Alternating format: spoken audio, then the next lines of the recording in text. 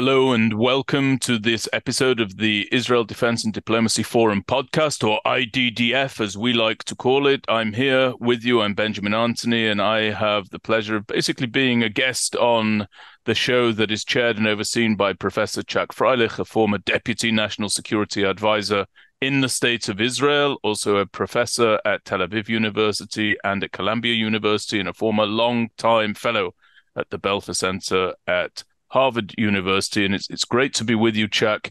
Thank you very much for having me back. There's a lot to talk about, from judicial reform to US-Israel relations to any number of other subjects. But first of all, let's begin by asking, how are you doing? Well, of course, the standard answer in Israel, which I'm sure you know just like I do, is on a personal level, I'm fine, and the country's going down the drain. So the answer is that I am not doing well. All humor aside, we are in what is probably the greatest crisis in Israel's history, certainly the domestic one. It's entirely self-inflicted. As we spoke in the previous podcast, there's really no reason for this to happen. Israel's judicial system was always considered to be one of its greatest achievements. And of course, there's always room for improvement in any system.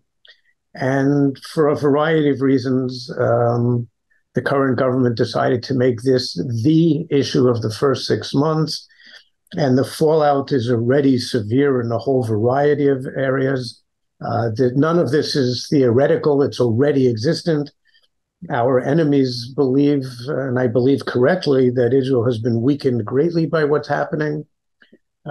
For example, the fact that we should get back to this in a minute, the fact that there are so many reservists who are saying that they will not serve after the legislation has gone through this week.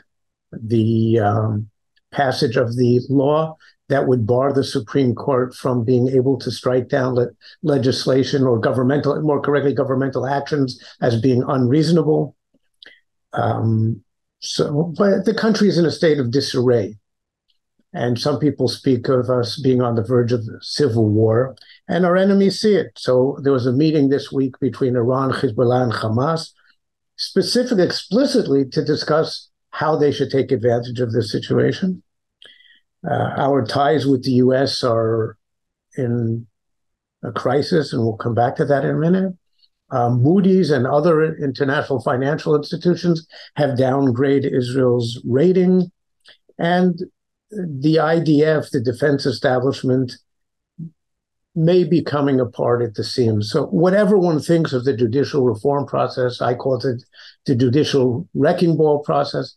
But whatever one thinks of it, I think we can agree that this is unnecessary damage to the state of Israel. Yeah, not a great deal of good news there, Chuck, as you've laid the table for us for today's program. I'm going to let you pick which one you'd like to dig into first. But before I do, let's talk a little bit about silver lining around those clouds.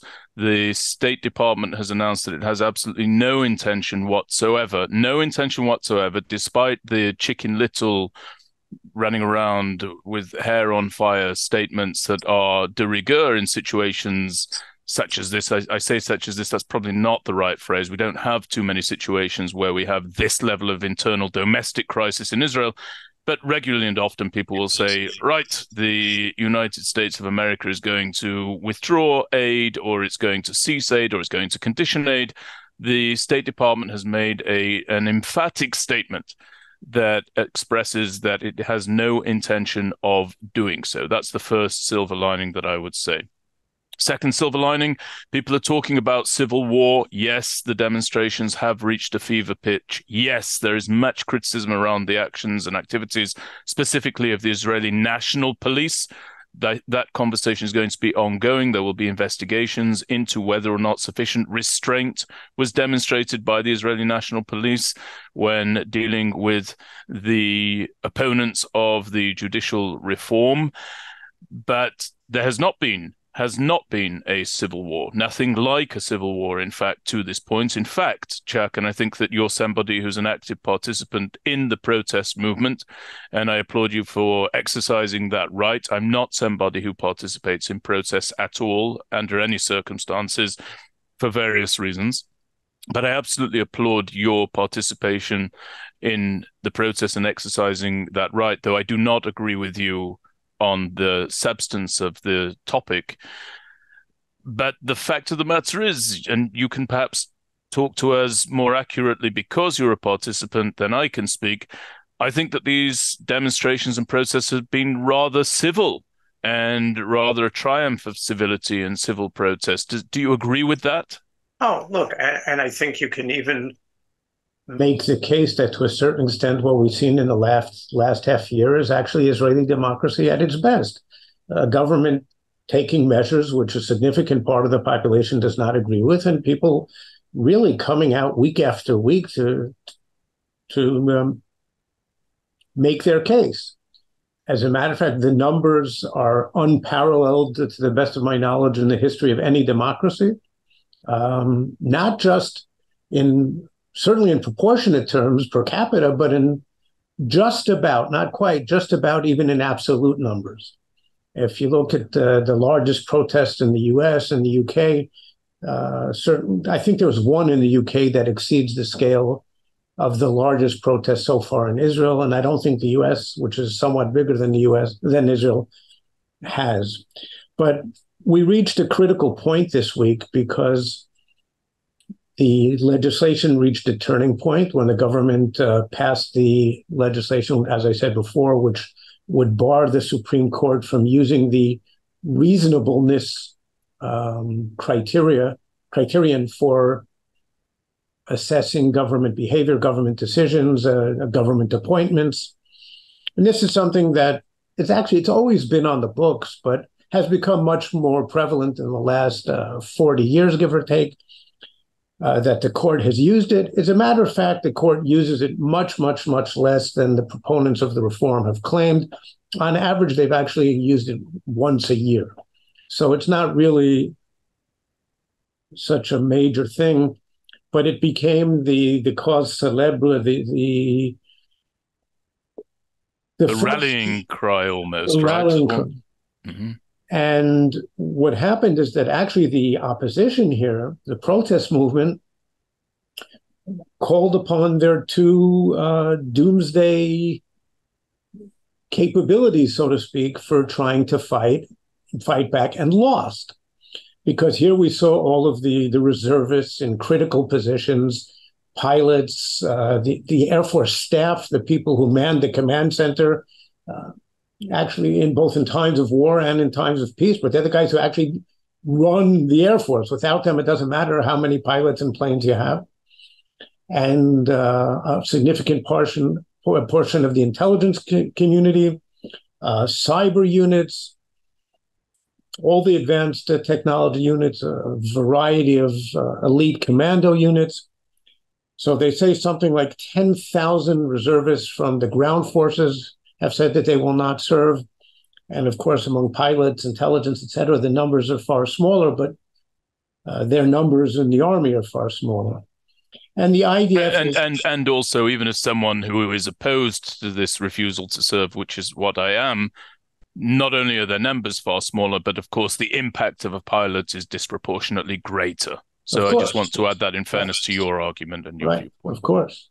You can do without 100 people in the ground forces. You can't do without 100 pilots. 60%, give or take, of Israel's Air Force pilots are actually reservists, people who come and do a day or two a week for years on end. They can't be active duty reservists if they don't agree to do that. And so in point of fact, they're volunteers because there's no requirement that anybody in the reserves do something like that. And in general, a lot of these positions today, you can say, yes, reserve duty for those who are required to do it is a legal requirement. In point of fact, in Israel today, it's become a matter of volunteering. So that the reasonableness clause went through, and it's clear there's more on the way, possibly an attempt to split the Attorney General's role into two so that she will not be able to continue to prosecute Mr. Netanyahu. And that would then enable him to appoint a new prosecutor, chief prosecutor, more to his liking, who might put an end to the trial. Oh, but I started saying... Just to add a bit of context to that particular point about splitting the role of the Attorney General. So firstly, that's been something that the Likud-led governments have been seeking to bring about for many, many years. It's not a new development. And the idea of doing it at this point was put forward and championed by a member of Knesset in the Likud, Dalal, and Dalal has actually said that he'd like to now recant that and withdraw that. So there's a bit of a technical issue there that in order to withdraw that bill for the splitting of the Attorney General's powers, he has to have the agreement, I think, of the other 9 individuals who sponsored the bill, but we'll see whether he gets there or not. But just to make it clear, that's not something that's strictly of the moment. It's been an ongoing issue. That is true, but I think there are contextual reasons for it. Netanyahu. I don't disagree with that. I just want to give a little bit of the background. No, you're absolutely right. And some people, there are legal experts who support the move. But again, it's being, at least at the moment, it was raised for other reasons. And the fact that he recanted, we've seen on more than one occasion various proposals put out there. The Likud then says, oh, no, we're not going to do it. And it happens very quickly. But I started saying before that the opposition used and failed with its 2 ultimate moves. So one was the fact that the reservists have all refused or are refusing to serve now, not all of them. That was supposed to be something that the government could not tolerate. It is what also stopped the process back in March. And the other thing that failed is the assumption that American pressure and the danger of a rupture with the United States would sway the government. Also, maybe a third factor, the danger to the disruption to Israel's ties with the Abraham Accords countries, the fear that this could lead them to take serious countermeasures. In any event, none of this worked, and the government didn't blink, and it went ahead with the legislation. And I think what we're going to see now is the opposition, the protest movement, looking for new ways to escalate the pressure even more. Because if that didn't work, it's hard to imagine what they will do. It'll be shutting down the country completely. We'll see. Which they can't do. Well, they can't do that, Chuck. They're not going to shut down the country completely. And I just want to respond to a couple of quick points, and then we can move forward. Firstly, the idea that the Israeli military was injected into this entire dynamic, in my opinion, is a complete disgrace. I don't think it's anything short of a disgrace. I've said that before. I think that it's everybody's right to protest as and how they wish, but the notion that people would organize beneath the banners of their units or the symbols of their units, by the way, in my opinion, disingenuously so. They do not represent the majority of those units that they evoke in order to increase the potency of their protest. They are not the majority of those units. They're not the majority of the pilots. They're not the majority of 8,200 devoted Israeli intelligence unit, the equivalent of the National Security Agency in the United States of America. They're not the majority of the military writ large. And I think that injecting themselves into this dynamic is extremely dangerous. I am very, very concerned that that genie cannot be put back into its bottle, and the wheel will turn, and there will come a time when members of the military who represent a different segment of the military, who currently has said that it will not report to the line, that they will do the very same, and we will be in this game of ping pong non-stop, as and when we have governments of different perspectives and different philosophies, and the members of the military, particularly the reservists, but there's also the danger that will seep into the conscripts as well, which I think is what's really rattled the Chief of Staff for Lieutenant General Herzl. And the regular army, the so-called the Keva. That's right. And the professionals, yes, thank you. So those who sign on for professional careers in the military, that this is going to seep in to those ranks as well, I think is what's really, really rocked Lieutenant General Herzi Halevi and the defense establishment in its entirety. But I fear that by evoking their military units, they've actually created a monster by which, in the fullness of time, they may find themselves devoured. I'm very, very worried about it. And I do not think that actually it was the announcements by the various members of the military, of the reservists, who said that they would not come to duty, that made Netanyahu climb down in March when he first did so. I think it was actually something that we haven't seen on this occasion, which was the announcement by Minister of Defense Yoav Gallant that he will not support ramming through judicial reform at the time that they first attempted to do so, which, as I said earlier, was in March, because of the clear and present threats to Israeli security. Gallant was then resolutely fired, and the response to his firing, including the strike by the Histadrut, that is what actually brought about the situation where it was not tolerable. But we haven't had that this time. Gallant has moved on the issue, and just to see if we can find a little bone of contention between us here, Chuck. We'll find it. We'll find it in a minute, just to see if we can.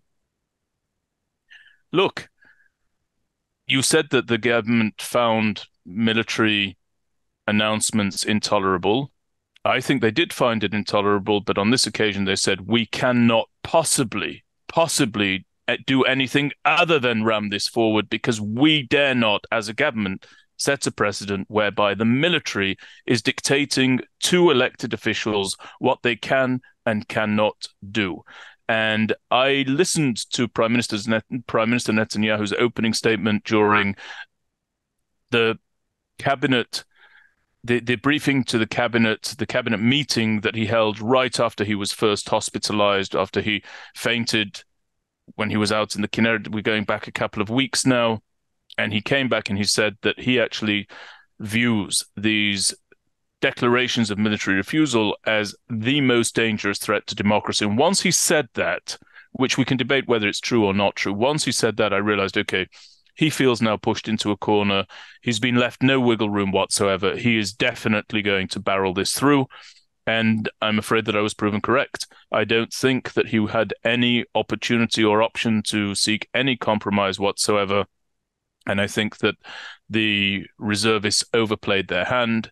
I don't think it was a legitimate hand to begin with. And as I say, I'm fearful that it set a new precedent. So we'll see what happens with all of that. Anyway, I interrupted you, but I did want to provide a little counterpoint to your points. Look, in essence, we agree about what happened in March. The trigger, of course, was Gallant's firing, and then there was the mass protest, and the government backed down under that pressure, and they did not this time.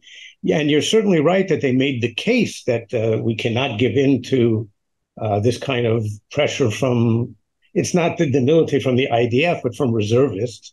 They made that case. I mean, it was a self-serving case. The real source of the problem here, to my way of thinking, isn't the protests. It isn't the reservists saying that they won't serve now.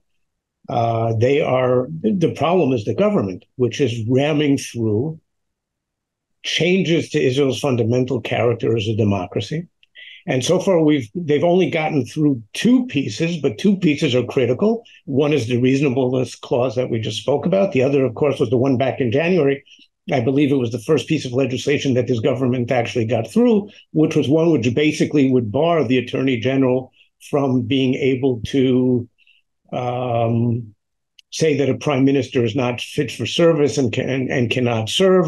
And that is actually now going to come up for Supreme Court review next week. They can issue an injunction and actually strike down that law. And the Supreme Court is also going to be taking up a couple of other things in September, including the legality of the cancellation of the reasonableness law. And we're heading now for a new stage in the crisis where the protest movement has failed at this particular moment. I think it's going to go forward and escalate. But now the next stage is really going to be in the courts. and there is a constitutional battle here. We use that term even though Israel doesn't have a formal constitution, but this is a legal battle, let's put it this way, for Israel's fundamental balance of power between the different branches of government. And we'll see how that plays out. But I want to go back to one other thing that you said. I believe, as horrified as you are by the fact that we have reservists saying it's not that they refuse to serve, but we know if there's a major flare up tomorrow, let alone a war, everybody's going to show up and report immediately. But yes, they're using their exalted military positions, or elite military positions, to put pressure on the government. But these are reservists, so it's not as if it's the IDF doing it, but it's problematic, there's no doubt, the very idea of them doing it. And I could not agree with you more about the danger of the precedent that is being set. Because you're right, if side one can do it about something today, then the other side can do it about something else in the future. And one of the great things was that we always kept Israel's never-ending political battles out of the IDF and the defense establishment as a whole. I mean, I served in the defense establishment for 20 years of my life, and I must say that when this started, I was horrified, distraught, and I still am. And for me, this is one of those one-in-a-lifetime cases where people have to take a stand and use whatever they can within the law. Now, I certainly don't advocate violence to prevent something from happening. Those of us who oppose the so-called judicial reforms believe that the attempt here is simply to change Israel's fundamental character, and we can't be a part of it. It's not easy. I agree with you. Well, I'm also an opponent of the judicial overhaul as it was originally packaged. I think that your description that it was taking a wrecking ball to the conventions of oversight, to the conventions of legislating, to the conventions of the court, to the conventions of co-equal branches of government and so forth. I think that that's accurate. I wish I wasn't of that opinion, but I am of that opinion. I am in favor of judicial reform around the margins, if I could put it like that. I do think that there needs to be adjustment to the selection committee of the justices. We can talk about that in a moment. But even beyond the nature of the proposed package of reforms that Minister of Justice Levin announced very shortly after this government came into being, is the fact that I just fundamentally do not believe that a prime minister under indictment, or more accurately, a government headed by a prime minister under multiple indictments, is a government legitimately placed to steward and administer and oversee adjustments to the judiciary. It doesn't smell right. It doesn't feel right because it isn't right.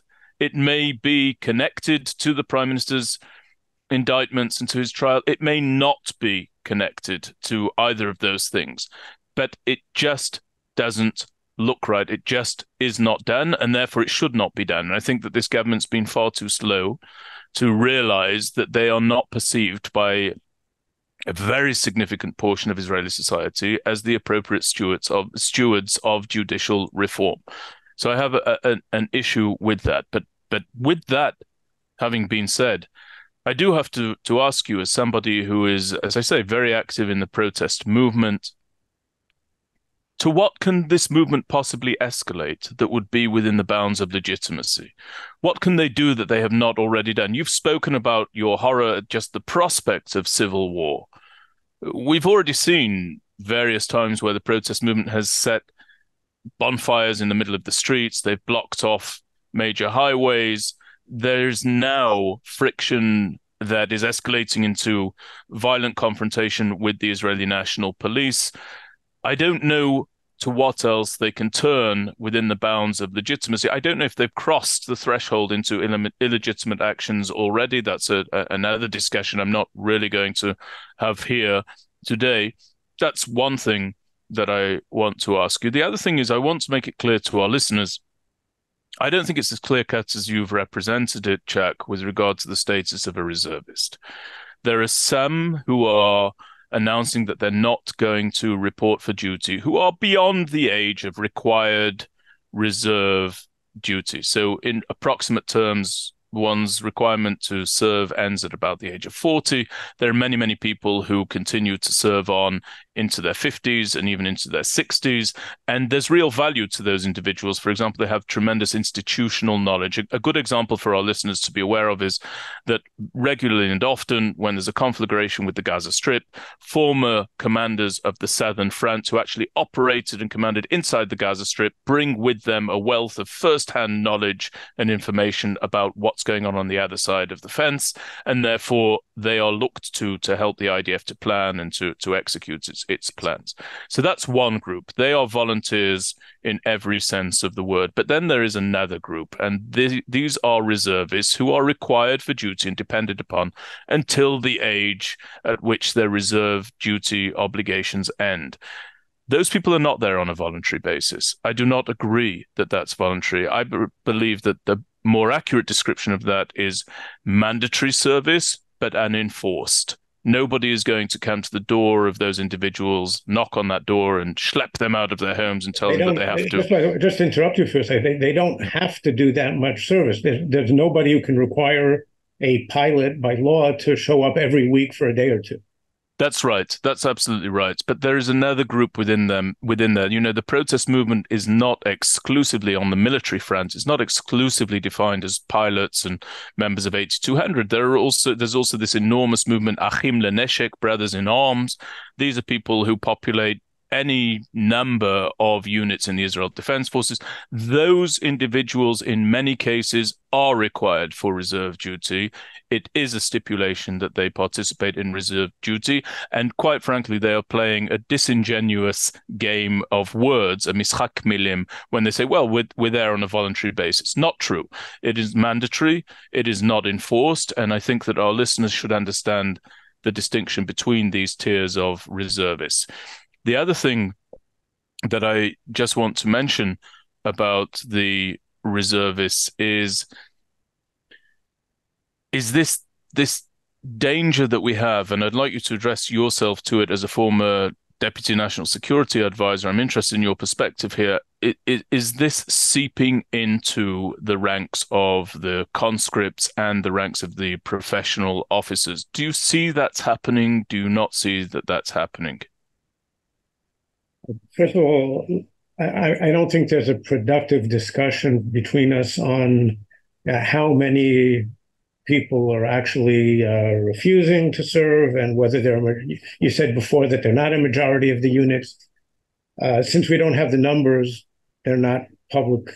Like I'm saying, it's not a fruitful discussion. I think the numbers are, let's put it this way, just considerably larger than what you were indicating. By the way, just so you know, I think the numbers are significant. I think when you get this number of pilots saying they're not coming to duty, right, this is very, very significant. So I'm also not downplaying it, Chuck. Okay. Look, I mean, I agree with you about the mandatory and everything. It's important, but at the same time, it's important to note that less than 10%, and some people might say considerably less than 10% of people actually serve in the reserves today. The reserve, everybody used to do the reserves 20, 30 years ago. It was actually the unifying factor that built Israeli society. Today, it is at best 10%. Okay, so most people aren't doing it anymore just because the nature of warfare has changed and the IDF doesn't need them anymore. Those who it does need, it calls up. Now, yes, I do think that this is already seeping into the professional corps, the keva, and I think it is probably seeping even more rapidly into the ranks of the conscripts because they're young guys or women, and they talk about whatever they want to talk about. And maybe the professionals say, well, we're not supposed to talk politics, certainly in the office. The young kids don't feel that way. Right. And that's why I said I can't believe that I would ever say the following sentence.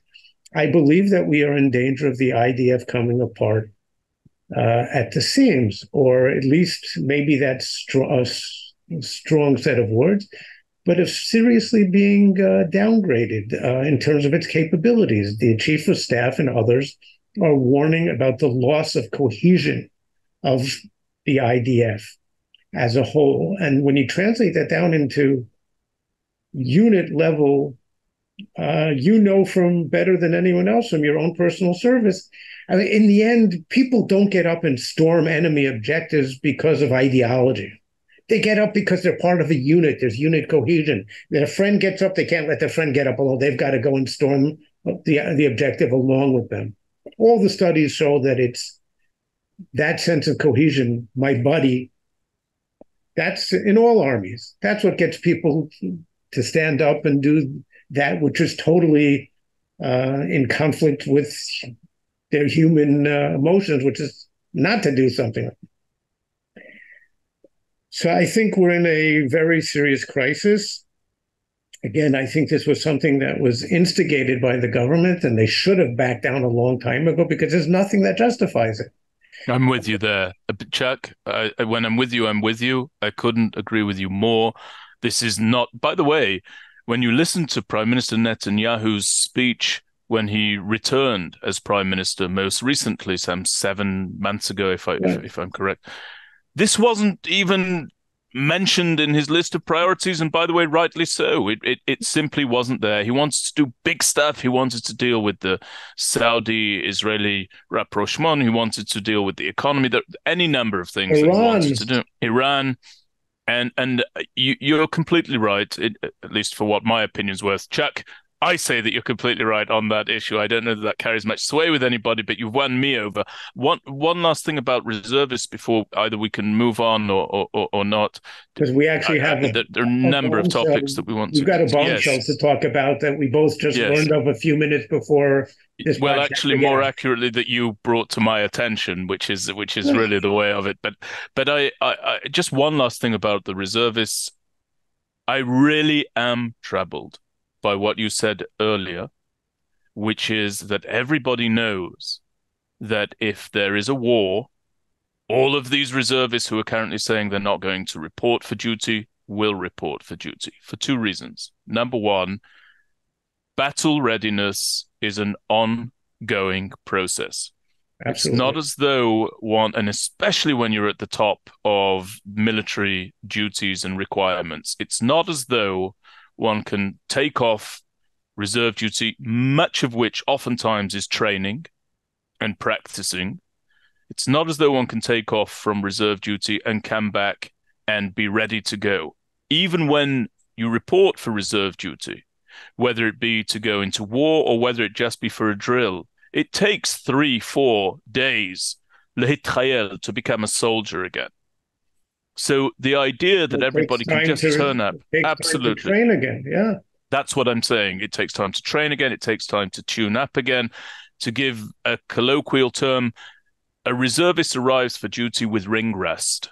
It's a real thing. You have ring rest when you go back. You haven't held a weapon for a year. You haven't flown your plane for X number of months. You haven't been brought up to speed with the latest development, advents, equipment changes and alterations and so forth. Getting up to speed does not happen overnight. And if we face a massive attack specifically from the north, those 2, 3, 4 days of extra training just to get ready to go out and repel that threat, those are going to be an expensive 2, 3, 4 days indeed. Absolutely. So I want to acknowledge that. And the second point that I want to make is this. You spoke about Iran, Hamas, Hezbollah sitting around and having tripartite talks about what they might or might not do given the current situation in Israel. Now, when they see that military personnel are refusing to report to the line, that refusal may be what is emboldening our enemies. And so those who say that they will not come to their reserve duty may be responsible for encouraging an attack that otherwise would not be forthcoming. And I think that's grossly irresponsible as well.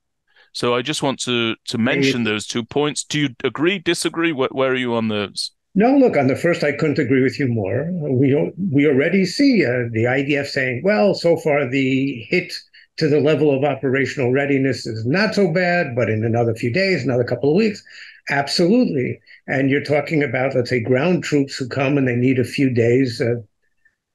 Usually it's more than days. You need a week or two of real training if you want to get people really up to speed. But for the pilots to it's not as if they don't remember how to fly the plane. That's not the issue.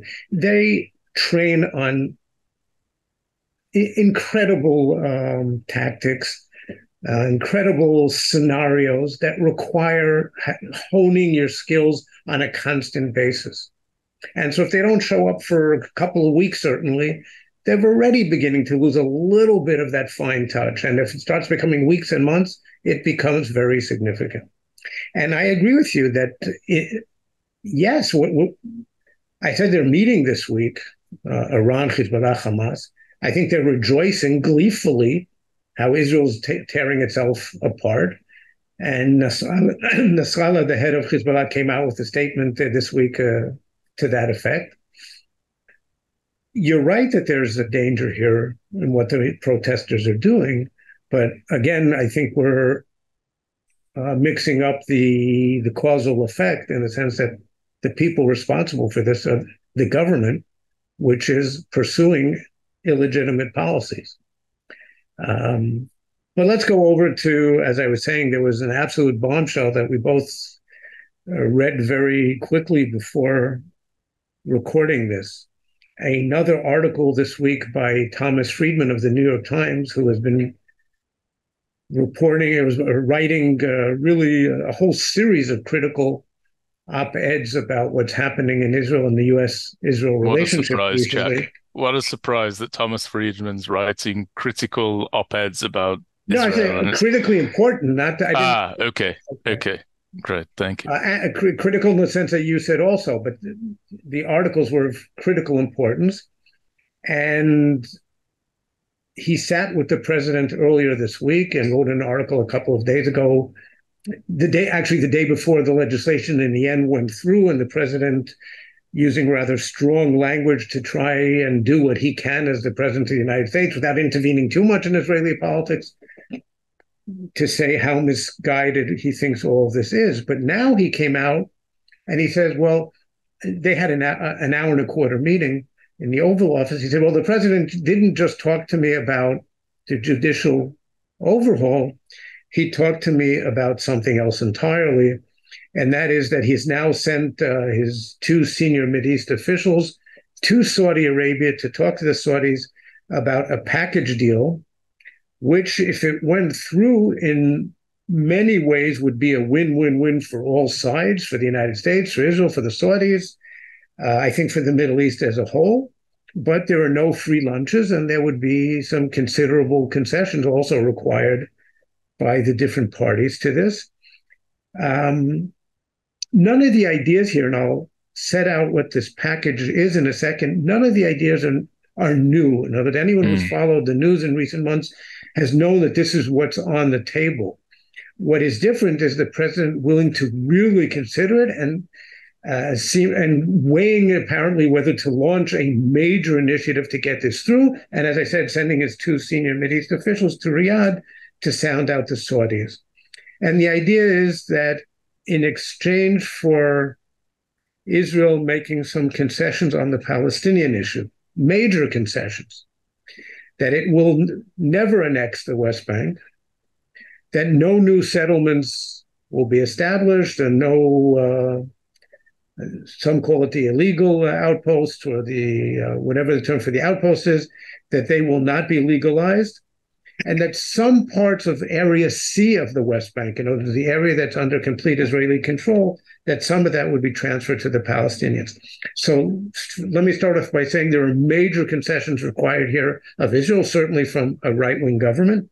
But the Saudis, who would get a security pact from the United States, and the United States hasn't signed a security pact with any country since the early 1950s. They would get American approval to have a civil nuclear program with American monitoring. and they would get access to the latest American arms. In exchange for which, they would normalize relations with Israel. They would be asked to make major infusions of capital to the Palestinians to help build up the PA. Curtail their relations with China, which have been developing in recent months, and the US is concerned about that. Of course, continue the de-escalation and hopefully a peace agreement in Yemen. And the Palestinian Authority would basically be asked to endorse the Saudi move. Now, the idea of Saudi-Israeli normalization, it goes way beyond just the very, very big importance of Saudi-Israeli normalization. Friedman writes, and I think he writes in this article, and I think correctly, that this is bigger than Camp David with the Egyptians, because Saudi Arabia is the heart of the entire Muslim world. Okay, it is the so-called keeper of the holy places, Mecca, Medina, the two holy cities. Shia or Sunni, everybody prays towards Mecca. And basically the feeling is that if the Saudis normalize relations with Israel, then basically everybody else in the Arab world, almost everybody else, can follow step. And other major Muslim countries, such as Indonesia, Malaysia, Pakistan, all of which have played with the idea of normalizing with Israel, they need some dramatic move, such as Saudi normalization, to do it. This would essentially be the end of the Arab-Israeli conflict, except for it's a big exception, the Palestinian component, but in essence, it would be the end of the Arab-Israeli conflict and an opening to the entire Muslim world, a dramatic historic change in the history of the Mideast. So, your response? Well, the first thing that I'm struck by with regard to this op-ed by Thomas Friedman that you sent over to me is this. You said that you think that our country is going down the drain at the top of this conversation. I think the world is going down the drain because attached to this op-ed aren't necessarily exclusive. Right, that's true. But attached to this op-ed, Chuck, I saw something that consistently irritates me, which is there's an estimate there, almost akin to, the calorie warnings that you have when you go to buy a can of soda in the United States of America. They've got the number of calories contained in the can. There's an estimate there next to the op-ed that says 7-minute read or 6-minute read or 4. I mean, who are these people who calculate how long it's going to take me to read this opinion piece by Thomas Friedman? And what has the world come to where the New York Times has to fight, or any outlet has to fight to convince the reader that they won't have to give too much time to look over an issue of very, very real consequence if it comes to pass. So that's just the first thing. This is something that irritates me, and I just want to get that off my chest. Thank you for allowing me to air that grievance. The second thing about this is,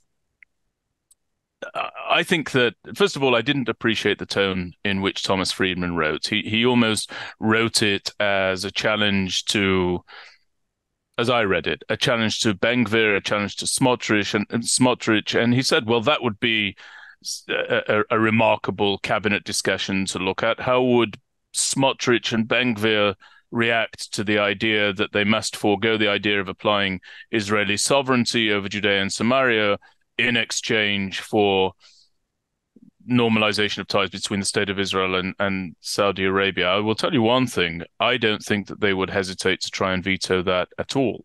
I think that this is actually something that's fundamental to our internal discussion in Israel at the moment, which is that there's been a resolute failure to understand what fanatics are fanatical about. I think this is something where Prime Minister Netanyahu has been caught on the back foot several times.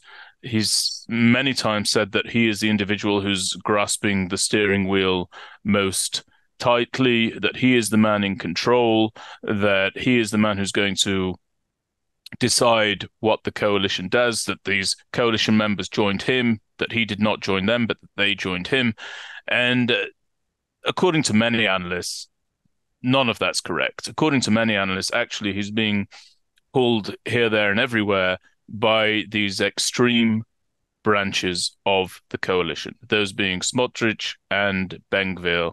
Not only Smotrich and Ben-Gvir, but Smotrich and Ben-Gvir as heads of or coalition partners who lead others, obviously, within their camps.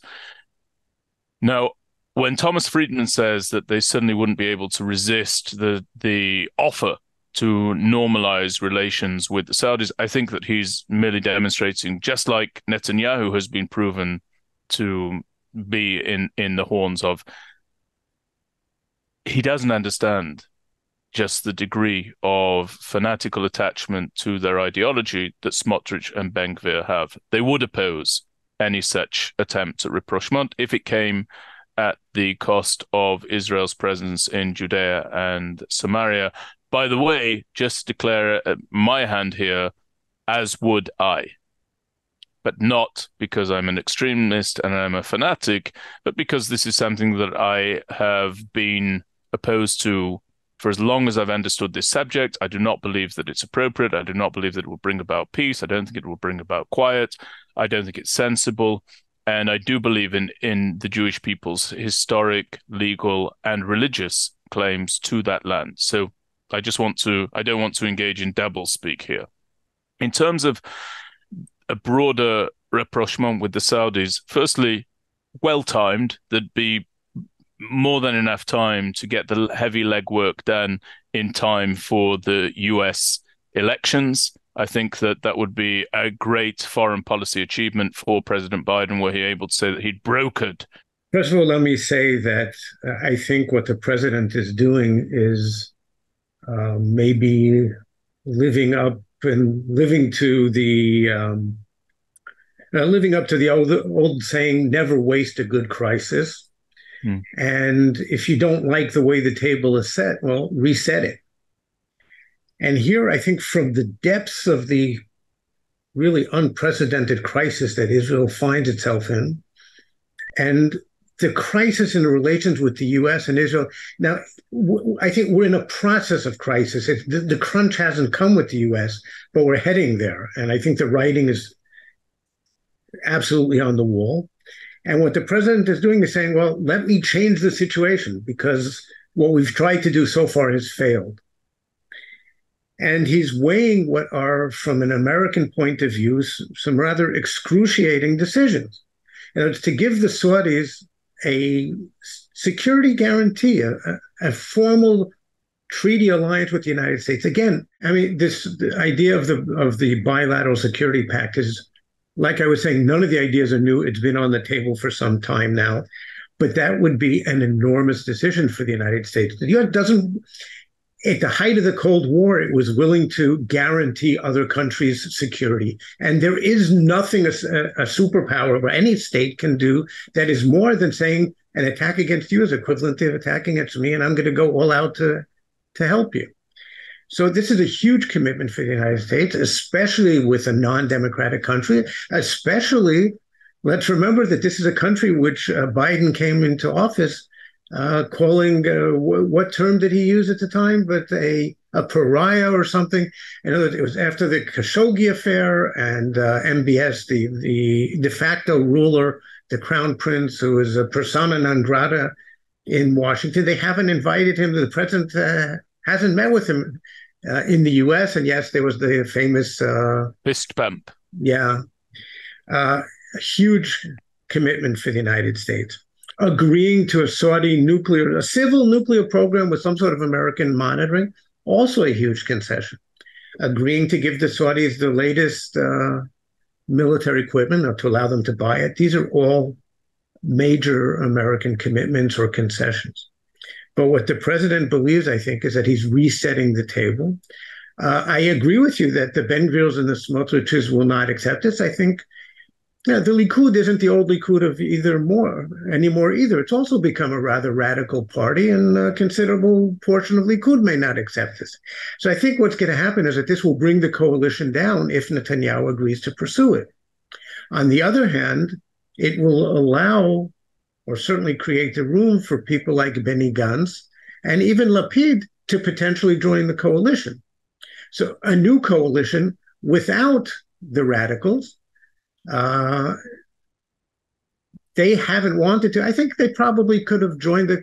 Netanyahu probably would have been willing to bring them into the coalition until now. They weren't willing to because of the specific reason was because they weren't willing to join a prime minister who's under indictment. But here they would also face a critical decision. Okay, you've got one principle about proper democratic governance. It's an important principle. On the other hand, you've got the opportunity here to create a really historic change in the strategic situation. And I think that they would probably go for that. Not dissimilar, by the way, to President Trump's declaration that he'd brokered and normalized ties between the UAE and Israel. I am not as enthusiastic about this normalization that's taking place as just about anybody else to whom I speak on the issue with. I'm not convinced that along a long enough timeline, our normalization with the UAE is going to prove to be to our benefit. I think that it's going to be stress tested. Look, I mean, you said that the relationship with the UAE will face stress tests, and I agree with you. The relationship has already deteriorated. What was in itself a remarkable strategic breakthrough that largely transformed the regional setting. But it is already on the rocks somewhat, It Jack. is, but it's on the way, rocks. I expected it to be. But it's because of Israel's policy. It's not because of the UAE. They came into this with a remarkably open, warm, wholehearted approach. I don't agree with you there at all. Oh, but I want to explain why I disagree with you. I agree that they came in with a remarkable, open and warm attitude towards the agreement. Yes, I agree with that. And I think that was reciprocal. I think you would agree with that as well. Israelis were straight over to the UAE. The UAE was straight over to Israel, and so on and so forth. But I don't agree that the deterioration is the result of Israel's policies. The fact of the matter is that Israel doesn't really have anywhere to go on the Israel-Palestinian issue. And the state of Israel is entitled to defend itself against Hamas or Palestinian Islamic Jihad in the Gaza Strip, especially in the face of the launching of rockets indiscriminately against our citizens and our civilians. And the UAE has no right, in my opinion, to say that we have no right to defend ourselves, that they condemn, that they disagree with, and so forth. I don't think that's what they're saying. Had there been a different government in office in Israel, which wasn't talking about annexation or de facto annexation, and some are talking explicitly, which wasn't denying the existence of a Palestinian people. If there was a different government in office, but then faced these challenges, I think you would have gotten a very different response from the UAE, and I think you did under the previous Lapid-Bennett government. But they made this. They normalized ties when Prime Minister Netanyahu was Prime Minister. They understand and know very, very well that this is not a man in favor of territorial withdrawals by Israel. And he was somebody who had just been, if you remember, Chuck, and let's try to remember together, he had just been advocating for the application of Israeli sovereignty over the Jordan Valley. So that's the man with whom they made these agreements. There are no surprises there. And there are no surprises that there are now additional members of his government who are still in favor of the application of sovereignty over the deal was that the deal was that Israel wouldn't annex. And now you've got a government which is all about annexation and is in fact doing it quiet. Some openly and some quietly, some in practice. I don't think that Bibi Netanyahu has made any sounds of significance with regard to applying sovereignty in Judea and Samaria since his return to the position of Prime Minister this time. Smotrich is in control of the whole civil side of affairs in the West Bank of settlements. Yeah, I don't think we're rising to the occasion here. This is, if the Saudis agree to this, and they've got lots of reasons to agree to it because the inducements are very significant if they get it. We're talking about changing the course of Middle Eastern history. Now, it comes at a heavy price for that part of Israel which believes that that the Judean Samaria should remain part of Israel, or that most of it should remain part of Israel in a peace settlement. And here we're not even getting a peace settlement, we're just getting a normalization with the Saudis, not with the Palestinians. There's going to be huge pressure on the Palestinians here also. Maybe something good can happen there. I don't think the Palestinians at the moment are capable of doing it, but we're talking a change of such magnitude that it's hard to predict how events will go. Are you not fearful for the idea that the Saudis would become a more potent military fighting force? I mean, why are people willing to look at this and say, you know what, let's just increase their military capabilities? No harm, no foul. They've already done disastrous things through their military in recent years. This is an ongoing point of dispute between the United States and the Saudis as is. I recall the words of General Mattis, who said that he described the UAE as little Sparta, right, in terms of its military capabilities.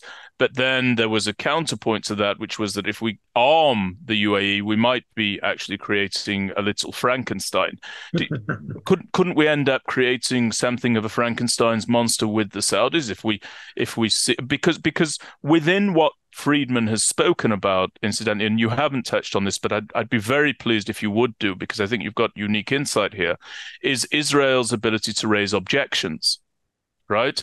Israel can raise objections and say, well, we don't want our qualitative military edge to be in any way diluted by way of you increasing the military capabilities of the Saudis. Surely the Israeli government's going to bring those sorts of objections and reservations to any discussion, don't you think? Look, I think you're raising a very legitimate and very important point. The question is always, I mean, do you look at the positive side, the upside of things, or do you focus on the dangers? Now, you can't ignore the dangers. Right. I remember, I believe this was 1981, when the first sale of F-15s to the Saudis was on the agenda, and Israel opposed it totally. As a threat to our security. The U.S. went ahead and did it anyway. The peace agreement with Egypt opened up the spigots of American military aid to the United States, and we got an agreement that it was an unwritten agreement that U.S. wouldn't sell them F-15s, but F-16s, yes, and tanks, and the Egyptian army is mostly an American-supplied army today. Now, of course, they could have used that for war against us, but do you live in fear of the potential downside of a war, or do you look at the upside, which was we got peace with Egypt? We withdrew from all of Sinai. It's different, by the way, but well, we're getting Sinai doesn't mean to us what Judea and Samaria means to us. It never did. On an ideological level, of course. Right. Here we're getting a peace agreement with the Saudis, and as I'm saying, I believe a peace agreement with most of the Muslim world, and there are no free lunches. And in this case, the lunch is very costly from our point of view. It's not just the conventional arms that you were talking about, which, yes, of course I'm concerned about it. And who knows if Saudi Arabia is going to be Saudi Arabia in 10 years from now, or 20 years from now. Does it become a Sunni kind of Iran, a radical state, which now has the best equipment that the U.S. has and has got untold petrol wealth? Of course, that's of concern. And of even greater concern is the demand for a civil nuclear program, yes, with American monitoring. But we know that the problem with civil programs is that they then give you the technological basis for doing the bad things, for military programs. That's how the Iranian program started. That's how other nuclear programs are started. So I'm very worried about this, of course. I don't want to live in fear and look just at what could happen. Let's look at what we want to happen and how and how we maximize this. Yes, we've got ties with the Saudis under the table today.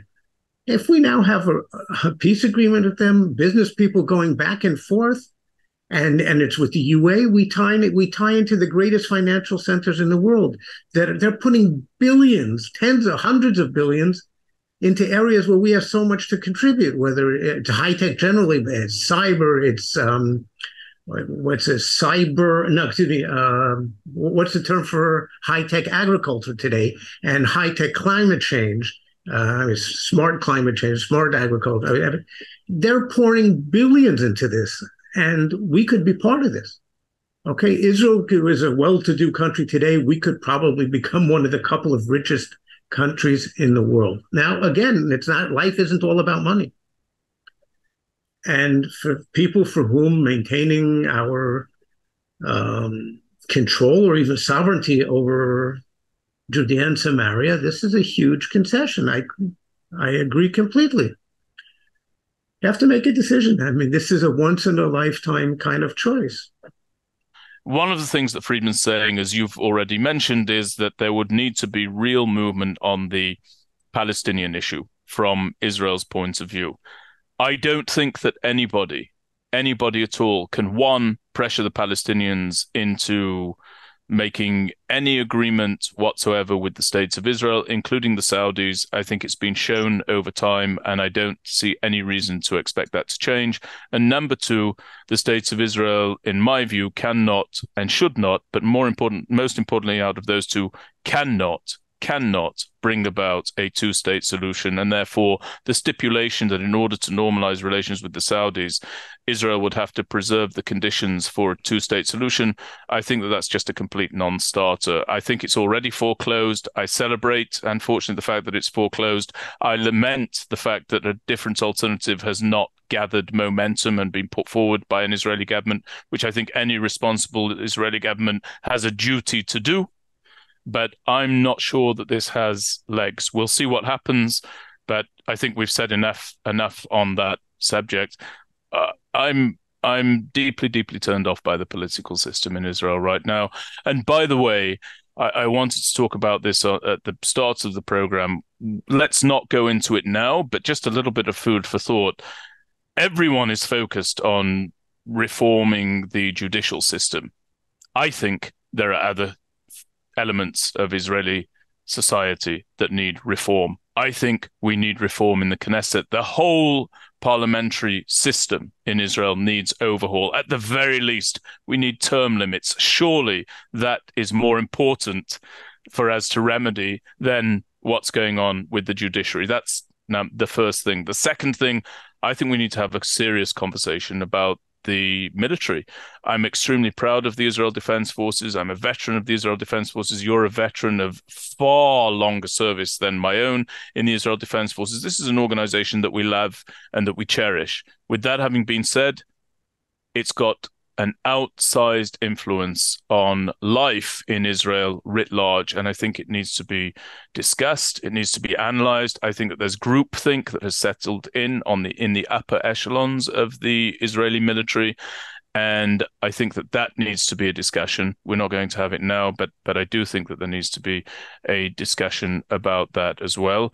And the last thing that I think there needs to be a discussion about, and this will bring us to our final subject for today, is I think there needs to be a discussion, in part in light of the rhetoric coming from the United States or commentators about the Biden administration.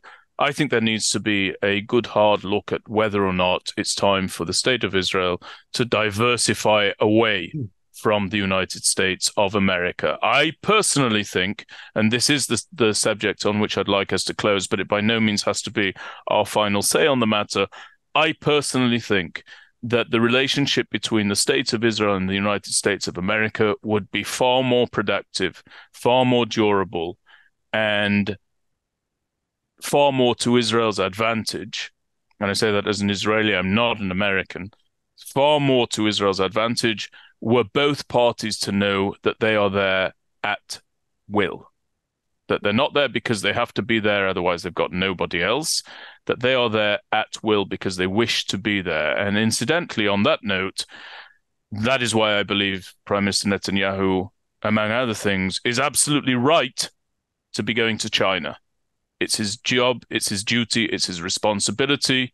And I'll come back to our previous subject.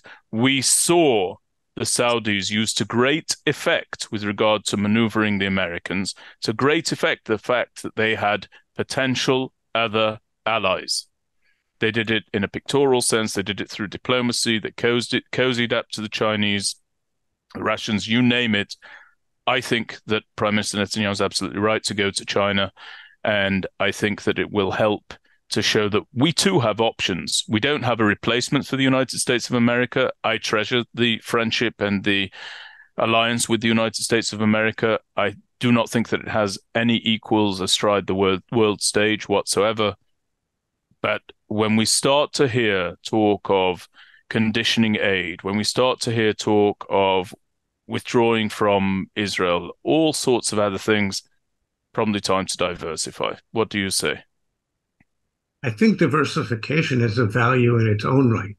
No country wants to put all of its eggs in one basket, and there's no reason to if you can have additional relationships. We have a relationship with the countries of Europe, and some in particular. We have a good relationship with China today, and growing with Japan and South Korea. And we have extraordinarily important ties. We have some differences over this with the Abraham Accord states and Egypt and Jordan. And yes, I mean, even the peace with Egypt and Jordan in some ways had for all the phenomenal benefits it brought, in some areas it limited our ability to do things. I mean, there is a price to be paid. When you make peace with somebody, you have to take into consideration their needs, their policy. When you're in an adversarial relationship, you do what you want. Okay, Chuck, again, I just feel compelled to clarify something. I'm all in favor of Israel normalizing relations, especially with countries in the region, especially with its neighbors. That's wonderful. But, I think that peace deals and normalization agreements, they're like infant children, right? They're always very, very cute when they first come into being. I just think we need to wait and see what they turn into when they become adults. Okay. Of course, you're right. At the same time, there's a famous saying that those who seek perfect security guarantee their insecurity. Because if you try to ensure every time you strengthen your security, you diminish the adversary's security. You increase the threat to them. There is a cost to making peace with the Arab countries. It's not just a 100% benefit. Yes, we have to start taking their considerations into account. And we don't have a free hand to do whatever we want in Gaza or in the West Bank after making peace with them. They have a say, at least. Sure. They don't have a veto. Let's come back to the America issue, because we've spoken about that. Okay. Again, having additional friends in the world is a wonderful thing. I don't think, and I think you agree with me on this, that there is any alternative to the United States. Agreed. And I believe that we owe the United States a debt, and I don't mean it in the financial sense, although that too, that we can never repay. Now, people talk about the military aid because it's the easiest thing. It's tangible. There are numbers, almost $4 billion a year, 3.8 something. That's not the primary part of the most important part of the relationship. People don't realize it. If Israel had to, we could live without that very well.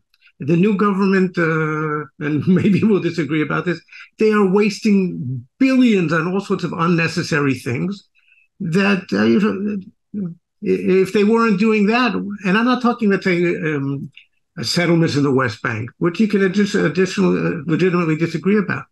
They're pouring billions into the Haredi educational systems and into all sorts of benefits for Haredim. And now it turns out that they're going to lower the price of bus tickets in Jerusalem and other Haredi areas, but increase the price in Tel Aviv and other better-to-do or well-to-do communities.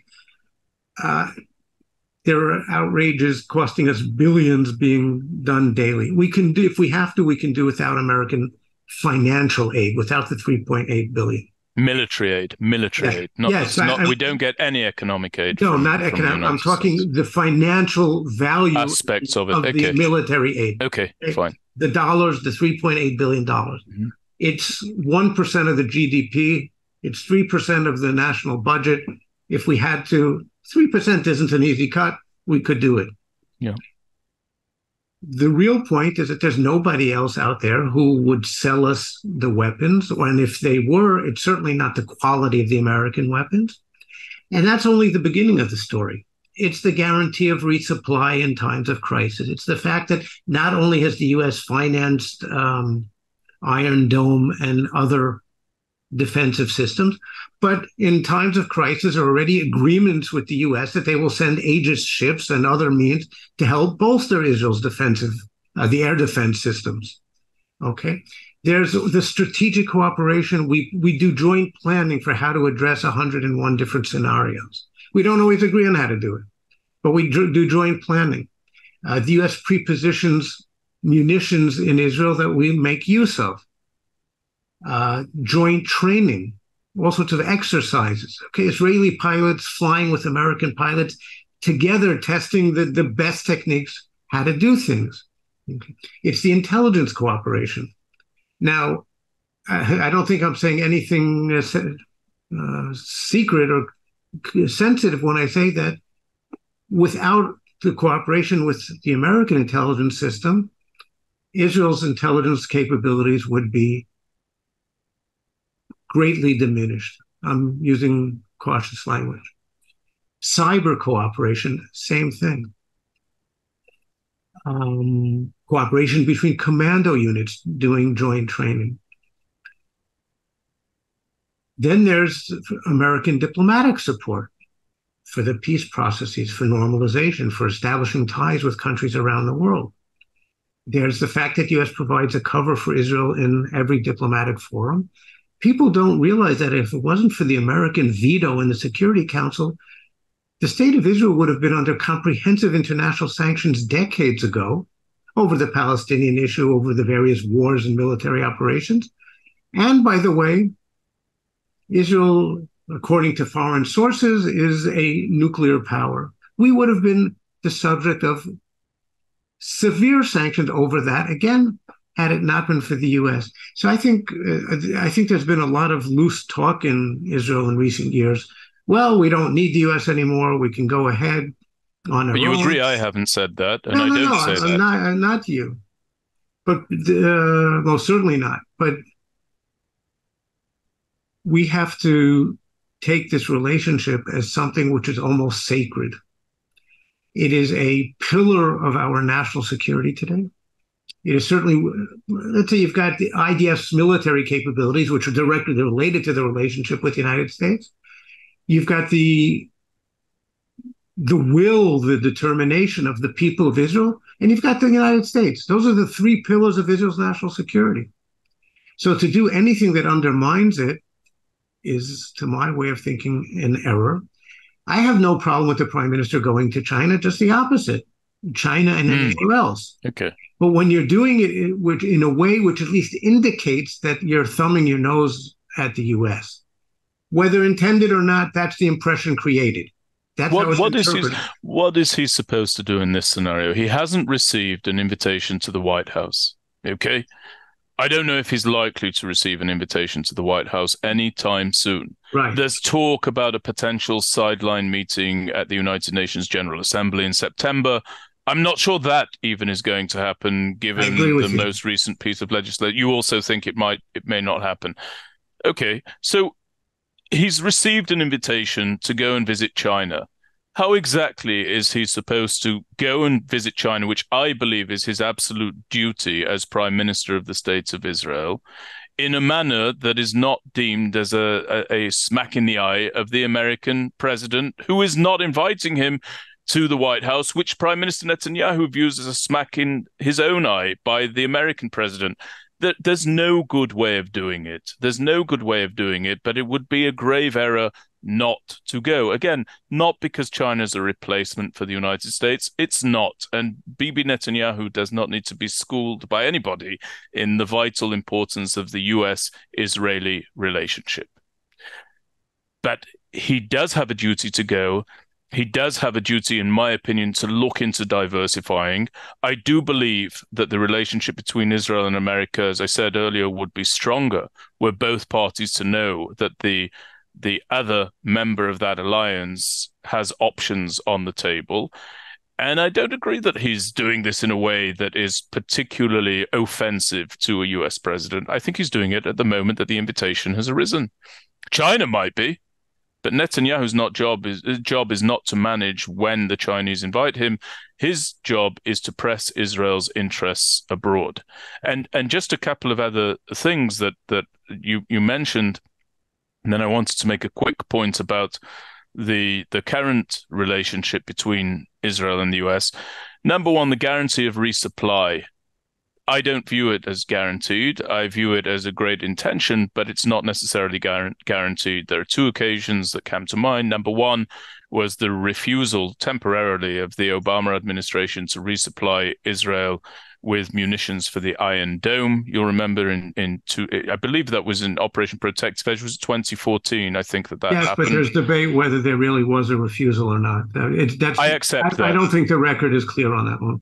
I accept that, but there's enough there to cast doubt on whether or not the resupply is axiomatic as it's been proposed. It's not axiomatic. Nothing like that is. Definitely, it's not. And then you also had this refusal of Henry Kissinger during the 1973 Yom Kippur War, just so that nobody thinks I'm hammering away at the Democrats.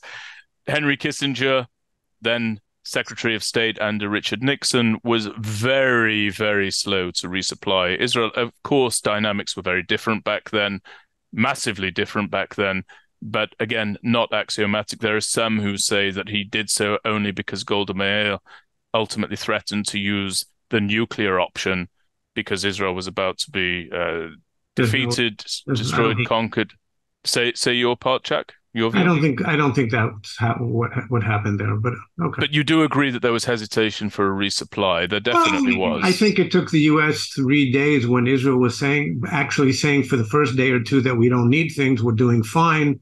And it was only when Israel's tone changed, I think it was day 3, maybe it was day 4, when the U.S. then started the massive airlift. So you're right. It's when I say no guarantees. There are no guarantees. It's pretty close to that. Okay. I don't think so. No, I don't think it is guaranteed. And with regard to intelligence sharing, I personally had the privilege of interviewing former Secretary of State Mike Pompeo in Manhattan, and people can see this. There's a video of it online somewhere. And prior to service as Secretary of State, he was, of course, director of the CIA, and he expressed very, very clearly that the CIA absolutely at various times required and needed the Mossad in order to get American interests actually implemented and executed and carried out. Essentially, he expressed that the CIA is such a massive, massive organization with so much administrative consideration around it and bureaucratic considerations around it that you needed the lithe, limber, slighter Mossad in order to help America press its own intelligence. The cooperation is bilateral. This is right, exactly. Right. In the intelligence area, it's a two-way street. It's definitely a two-way street, and Pompeo had no compelling reason to say that other than the fact that it was true. The final thing before I turn to something that I wanted to say is just the diplomatic cover. So the diplomatic cover, I actually did view at one stage as being axiomatic. I actually did think that was the case. I was wrong. It's not axiomatic, and we all remember, I believe it was UN Resolution 2334, just at the end of President Obama's administration, where the US deliberately abstained and did not veto a resolution that was extremely adversarial towards the state of Israel. And many people, many analysts believe that actually the US crafted that resolution. Not only did it not abstain, but it actually crafted that resolution. And so the idea that we have diplomatic cover, or let me put this a different way.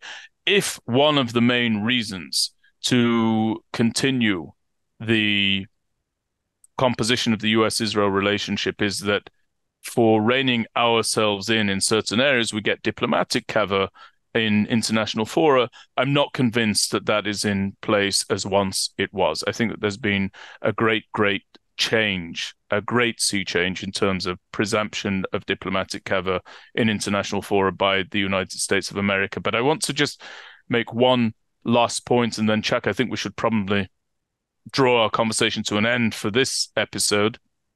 But I feel we're hearing sloganism creep in with regard to what's going on in Israel. And the slogan that we're now hearing is this one that calls for broad consensus. In other words, the idea that Israel must bring about broad consensus prior to making decisions that have a significant societal impact within Israel. And I take issue with that. We've got the Brits calling for that. We've got the Americans calling for it. We've got President Biden calling for it. I don't recall that when it came to the Affordable Care Act, for example, an issue of great domestic significance for Americans, that President Obama looked for broad consensus. I think that was rammed through in a pretty partisan way.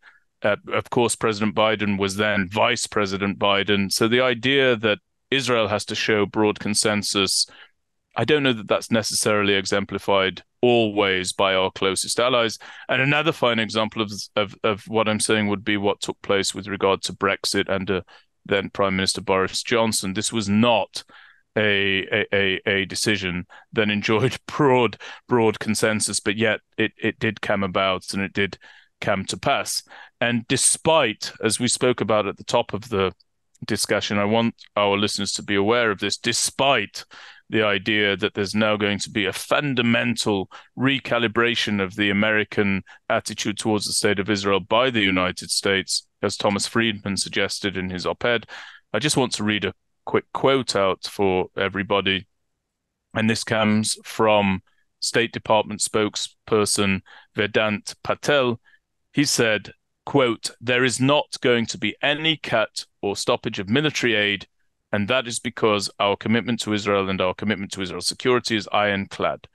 Our decades-long partnership with Israel is ironclad," he went on to reiterate.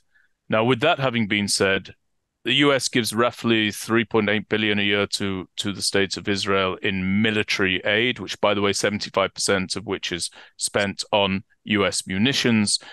Israel's defense spending, I think, is about $24.5 billion approximately. So actually the US military aid is a significant portion. It's about 13-14% of Israel's annual defense spending. But I still think that we need to diversify away. I think that it's prudent that we do so. And I think that, as I said earlier, Netanyahu going to China is the right thing. And I think that the United States decision not to withdraw aid to the state of Israel is not only the right thing, but it also speaks to just how much Israel gives back to the relationship between her and her greatest ally, America. So I have to make a few quick responses, and then we can draw this to a close. First of all, I don't know if the prime minister was invited by chance or he asked to be invited. And okay. And Netanyahu would not be the first leader to do something like that. Mm-hmm. And by the way, he also could have said, "Oh, great, thank you. I can't wait to come, and I will be arriving early next year," or whatever. Okay. There are ways to respond to invitations, especially when you know that the invitor happens to be your superpower benefactor's number one rival today in the world, and you know that there's a lot of tension in that relationship. Look, you're absolutely right that nothing is axiomatic. Diplomatic cover, military aid. There are no free lunches in the world. But when you are as close an ally as Israel is to the United States, and among its non-NATO allies, it's probably number one or just about. No, it's not axiomatic. It's not guaranteed. It's as close as you can get. And what's happened in the last, well, I guess maybe 30 years, is that at least the military relationship seemed to be institutionalized. Seem to be almost axiomatic, but maybe now that's also going to be in some question. Look, I agree with you that all the talk from Biden, from the UK about the need for consensus is a bit artificial.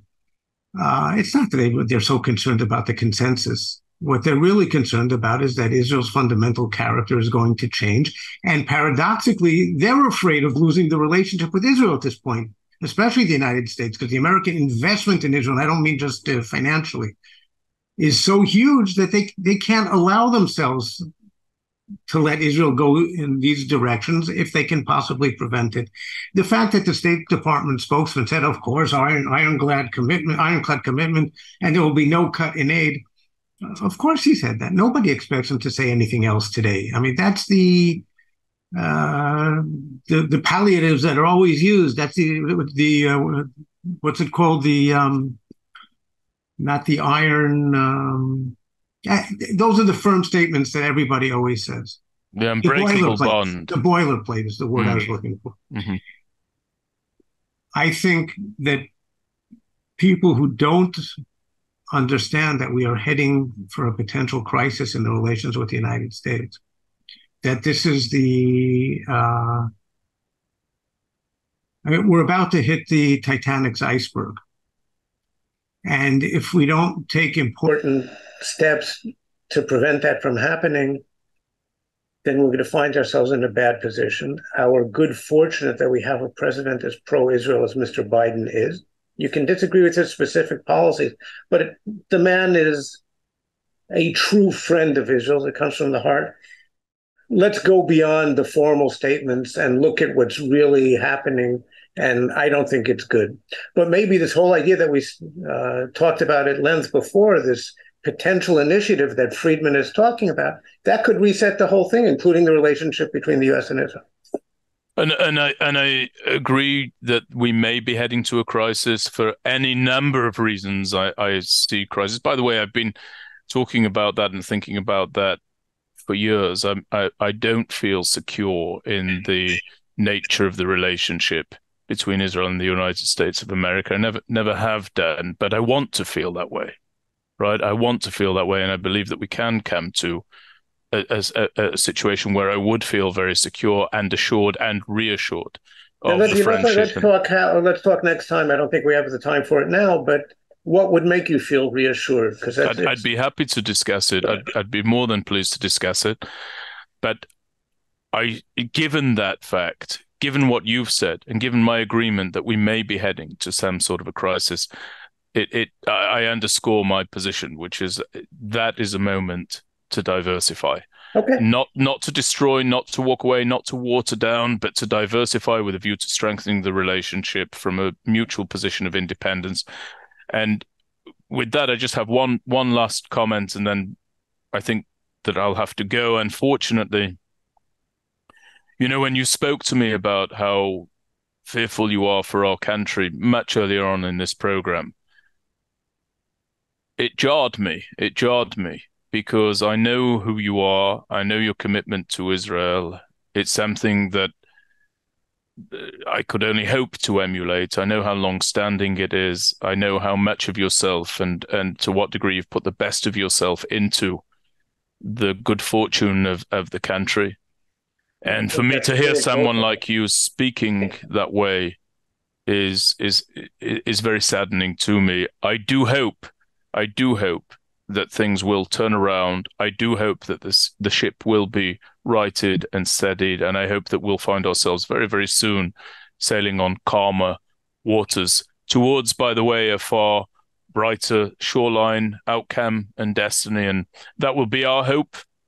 Jack, it's been great speaking to you on the IGDF podcast. Thank you for having me again, and I look forward to the next time. Speak to you then. Great. All the very best. Cheers, Jack, and have a Shabbat Shalom and a restful weekend. You too. Bye-bye.